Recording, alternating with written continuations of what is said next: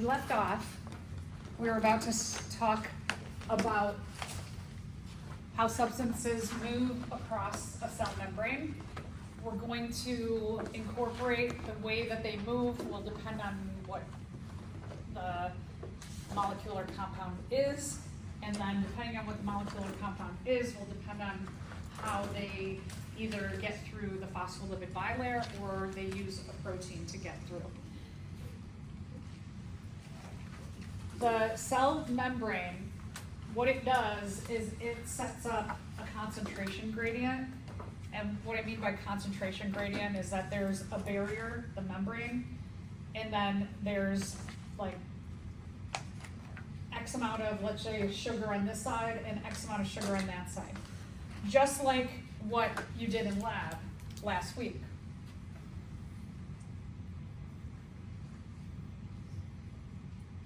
So with your little sausages that you made, one of them you had 75% syrup. You can think about that as 75% sugar, and then you put it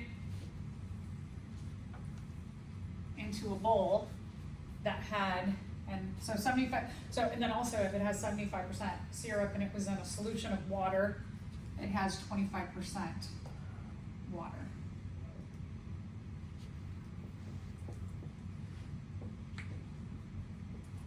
You stuck that in a solution of 100% water. You could think about your little sausage membrane as being like a cell membrane. And that with this membrane here, the sugar, the syrup, is too big to move out. So it has this permeability to prevent the sugar from moving out, so the sugar is going to stay put.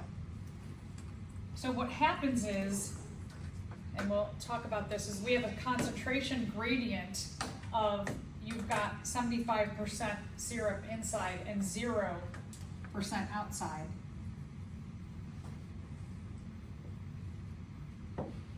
So you have a concentration gradient set up here. As you've got a difference in the amount of syrup, a specific thing, between one side of the cell and the other side of the cell, thinking like that your little sausage here is the cell. One of the big principles in concentration gradients is that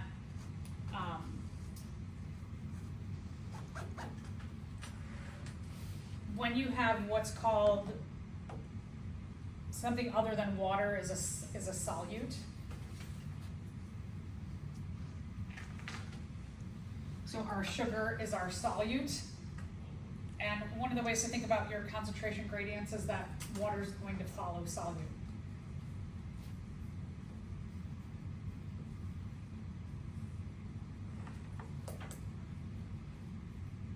There's other ways to think about it, but I like to just kind of simply think like, okay, if water is going to follow solute, and we definitely are going to have water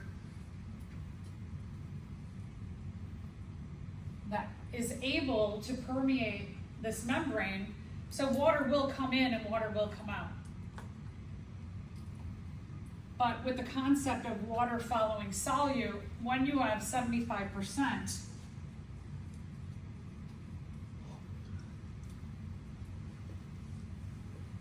solute inside, water is going to go toward that.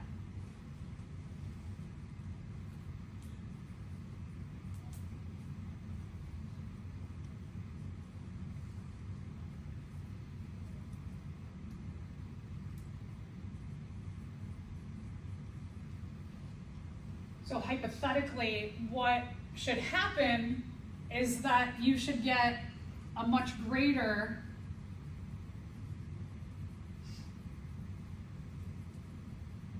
concentration of water going inside toward the solute. Water is going to follow the solute inside of the cell. So that's why hopefully you saw, unless your sausage had a leak in it, that your sausage got a little plumper over that hour that we let them sit, because the water outside is going to go toward the solute inside. When you have your kind of setup between your 1%,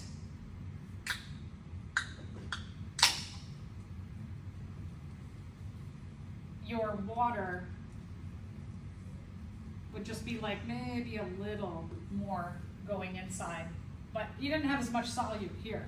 So you should see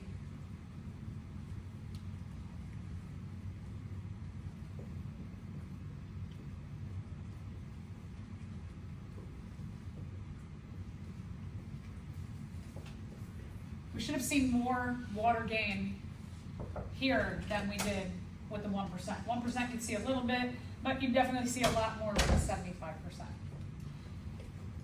So the concentration gradient, again, you've got a difference between two areas of space.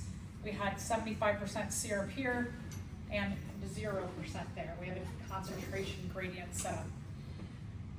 The other thing that molecules are doing is molecules are trying to even out that concentration gradient so that it could, and because this membrane, the dialysis tubing, the pores in it are too small for the water to cross, too small for the syrup to cross, that the syrup can't go out, but the water's trying to basically get an even amount of syrup inside and outside, which we know can't happen in this case. But water's gonna keep trying to dilute that down as much as it can. In molecules, when you have a cell membrane, it's going to try and dilute that, whatever the solute is, down so it's equal on both sides. But again, depends on